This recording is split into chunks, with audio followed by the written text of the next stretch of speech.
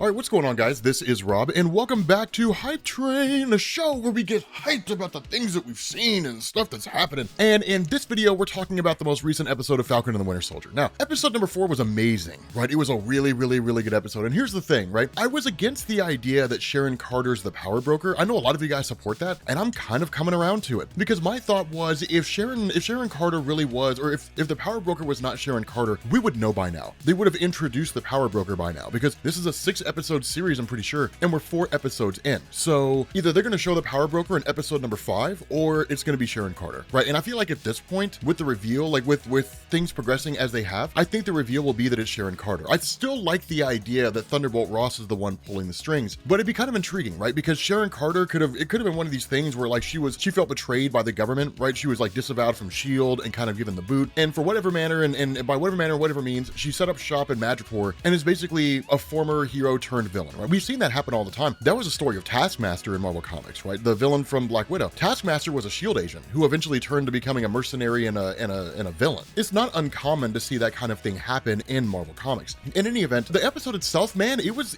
good. It was great world building. I think it's kind of intriguing because I still stand by the idea that Baron Zemo wants to basically get rid of all the superheroes, right? Because he killed Wilfred Nagel and then he destroyed the Super Soldier Serum, right? So like we've basically seen him kind of going on this sort of storyline based quest for himself to get rid of any of the superhero elements that he possibly can, which brings us into the theory portion of this show, because episode number 4 was good, and I think we can all pretty much agree on that. Let's start with John Walker, right? John Walker was amazing in this whole thing, and I guess it was only really a matter of time. I like the fact that they're using PTSD. That's basically what he kind of had in the comics a little bit. He was just a little too extreme, but having PTSD is a highly relevant thing because it's something that's a lot of people who are former soldiers struggle with consistently, and so it's kind of cool to see them bring that to the forefront, and to have basically Battlestar die as the kind of catalyst that sends him over the edge after having taken the Super Soldier Serum. The funny thing about this is that in Marvel Comics, there's not really a precedent for that with the Super Soldier Serum basically sending people over the edge. Marvel kind of teeters around the notion of having this element where like it enhances the existing properties of an individual. The whole concept of what you see, a person taking the Super Soldier Serum and then it enhancing their personal attributes, that's a Marvel Cinematic Universe thing as far as I'm aware. That was established in Captain America 1, right? So a person who's kind and generous, like Steve Rogers was, they would enhance those attributes. Whereas a person who was dark and sinister, like the Red Skull was, would enhance those attributes. And so because of that, it makes perfect sense what they're doing with John Walker. This idea that his PTSD and all that kind of stuff is basically just pushed to greater heights by virtue of him taking the Super Soldier Serum and then experiencing the loss of a teammate once again, right? And so I love what they're going with that. The big question is, how does it end for John Walker? Okay, so I think for John Walker, it goes one of two ways. Either John Walker dies or John Walker joins the Thunderbolts. I think it goes one of those two ways. I think that John Walker's a character where you can't really bring him back. The Marvel Cinematic Universe might be going the route where like they don't want to communicate the message. Those with PTSD who are from the military, the only way to save them is to kill them. Like it might be that they don't want to communicate that message. So the third option here is that he goes back to therapy, right? Where he's talking to the chick that Bucky Barnes was talking to at the beginning of the show, which he was already doing. They just kind of send him back, right? And he just sort of reworks on all that kind of stuff and improves himself and goes back to being what I guess you would define as a normal person that's not really struggling with PTSD in that way. I guess that's a third option, but given the nature of the MCU and the fact that John Walker's kind of being built up to be a villain, the MCU historically kills their villains. And so if that's the case and John Walker is going to be a true villain as opposed to an anti-hero, because they haven't really given us much to identify with, right? It'd be different if like Bucky Barnes went rogue again, right? And was like doing some villainous stuff again. Then we would be rooting for him. We want him to come back and just be like, yeah, man, you know, Bucky, it's cool, man. You got this, you know, just make amends and everything will be forgiven. With John Walker, it's just like from the word go, we hated that guy. And they made us hate that guy because he's like the fake Captain America. Like nobody looked at John Walker and is like, that's a guy I can get behind. Thank you, Kevin Feige and the MCU for giving us a new Captain America. Nobody's saying that.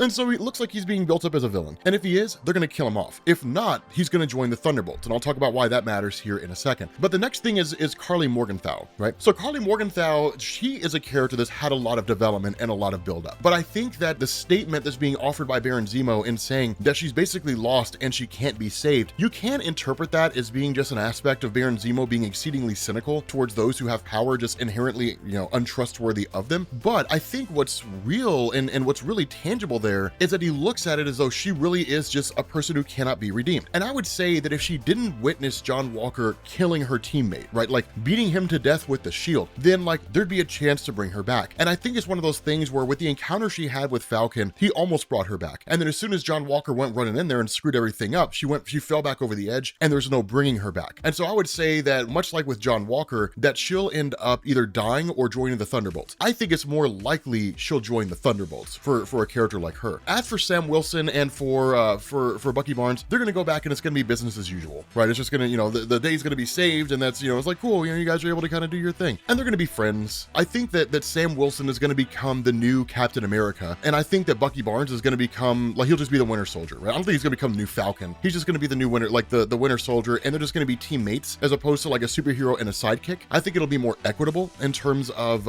how they work together and how all that stuff functions. But by and large, I think that the day is just gonna be saved, right? Everything's gonna be okay for them, which leaves us only a couple of different characters, right? The first is Sharon Carter and the second is Baron Zemo. So let's talk about Sharon Carter first, right? Kind of cycling back around at the beginning of the video.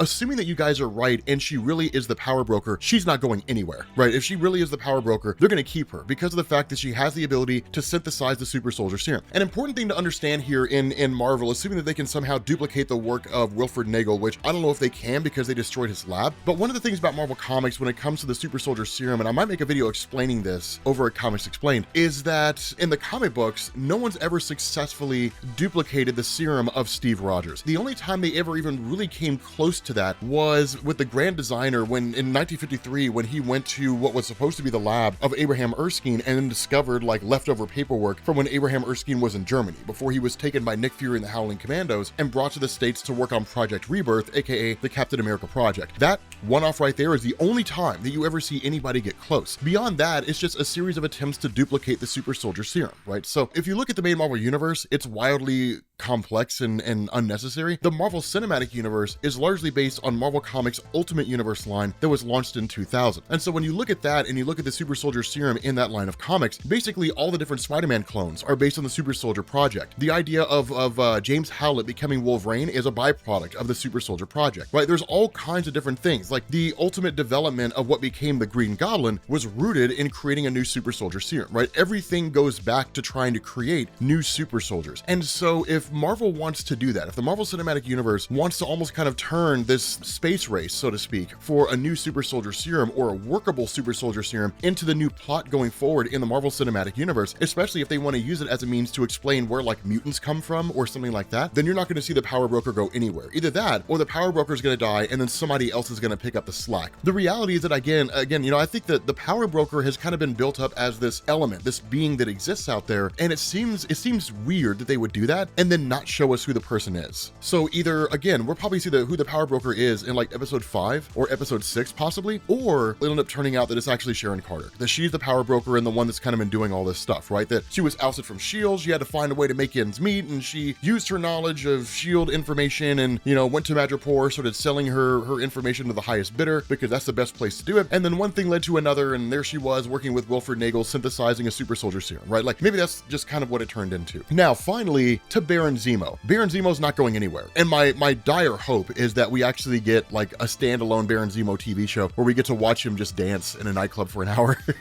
Did you guys see that video? Marvel released a 1-hour video of Baron Zemo dancing in a nightclub, and it's amazing. It's everything that I wanted it to be.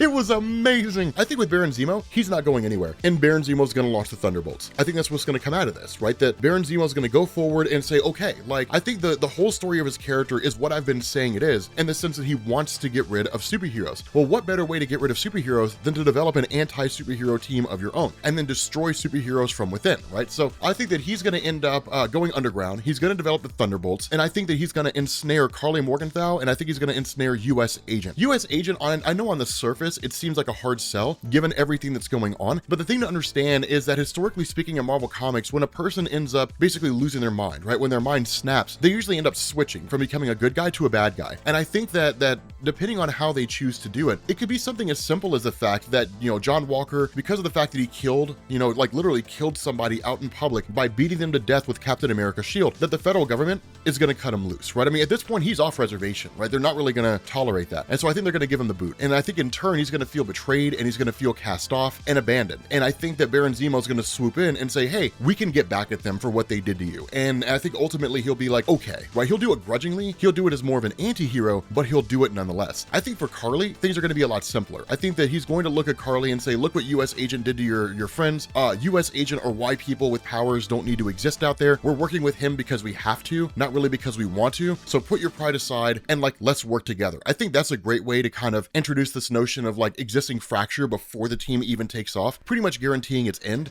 which is we all kind of predict that's how it's going to happen anyway, right? If the Thunderbolts were launched, you wouldn't see the team last forever. It would break apart somewhere along the line, or it would allow for like a rotating cast. So like US Agent or Karli leaves, somebody else is brought in to take their place or whatever it is. But I think Karli would end up joining the Thunderbolts as well. And I think that Baron Zemo, following that over the course of the rest of the MCU, however long it takes, is going to travel around to different people, right? He's going to travel around to different locations and end up grabbing different superheroes. It could be one of these things where, because of the fact that, like, if we go with my theory that General Thunderbolt Ross is the one who's pulling the strings and is the one who's like funding the power broker, possibly Sharon Carter, that he's got a vendetta against superheroes, right? Those who won't register. And so the Thunderbolts end up becoming what they were during Civil War, the original Civil War event, where they track down those individuals who have not registered. And so you end up having basically this kind of situation where Baron Zemo is working, you know, off the grid, so to speak, with General Thunderbolt Ross in order to track down superheroes and get rid of them, as opposed to simply just locking them up and kind of calling it a day. I don't know, right? I mean, that's not a fully fleshed out theory on my part, so it would take a little bit of thinking. But let me know what you guys think here, right? Like this idea, because I feel like I've got the ending all sorted out, right? I feel like I've got it all sorted out. So in any event, guys, we're gonna bring this to an end.